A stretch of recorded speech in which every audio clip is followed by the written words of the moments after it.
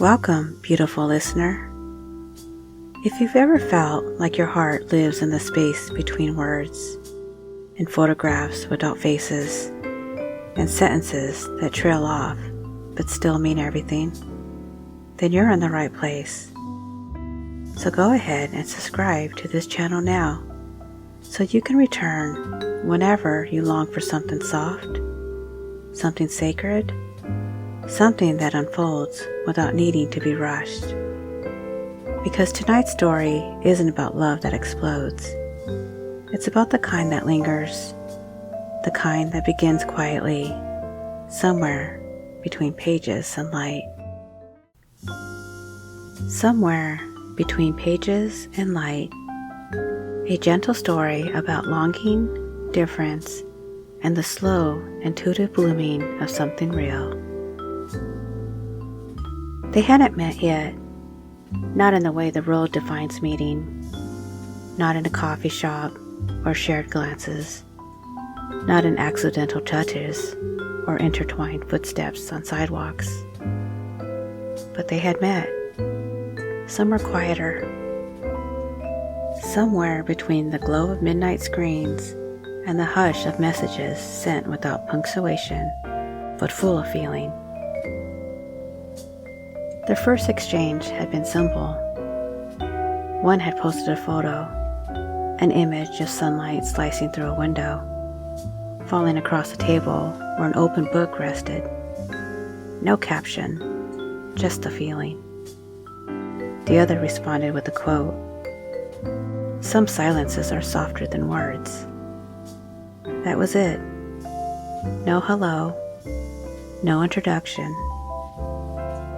But something began.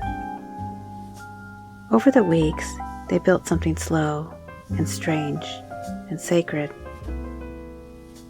Her name was Jules, the one who saw the image, a writer, curious, poetic, a little chaotic. She poured herself out into paragraphs and ellipses, sending thoughts like seeds scattered in the wind, hoping something would take root. And the other, Ren, was quieter, a photographer, grounded, intentional. Every message felt carved, considered. She never sent more than a few lines at a time, but what she sent always stayed with Jules, like the aftertaste of something meaningful. They didn't rush, they lingered. Jules would write things like, "Do you think two people can love in the same direction, even if they see the world differently?" And Ren would respond, "Yes, if they both keep walking." Sometimes Jules would flood the chat with long ramblings about a dream she had, or a poem she had just read, or a metaphor she couldn't get out of her head. Ren would reply with a photo, often black and white, always textured, of something like a broken window pane catching morning light, or rain pulling in the shape of a question mark on the sidewalk. They never labeled what this was. They didn't have to. But differences showed up. Jules wanted to talk about possibilities. Ren liked to stay in the moment. Jules romanticized everything.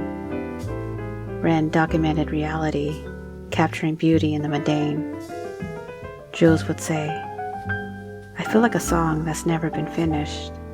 Ren would say, "You're beautiful even in silence." At times, the rhythms felt mismatched. Jules wanted more, wanted to meet, to talk on the phone, to know. Ren hesitated, not because she didn't care, but because she did. It wasn't fear. It wasn't reverence. She didn't want to rush into something only to miss its texture. Jules wondered, "Is this too slow?" Ren wondered, "Is this too fast?" But still, they stayed. One night, during a quiet lull between messages, Jules sent a voice recording.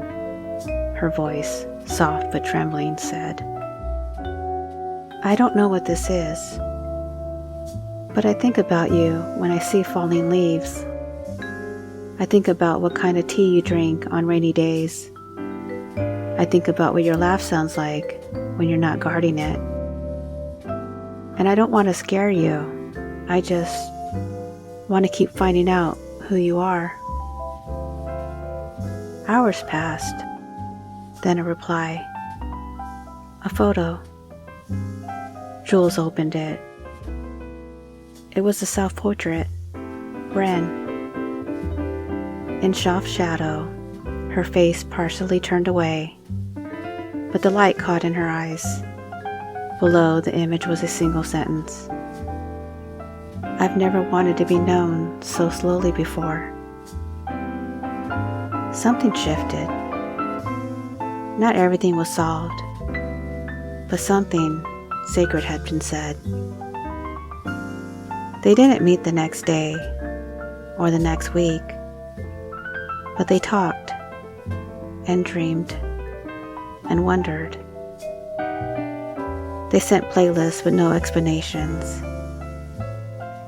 They mailed each other small things, handwritten notes, developed film, the kinds of gifts that made silence feel warm. And they talk now about meaning, not as a finish line, but as a continuation.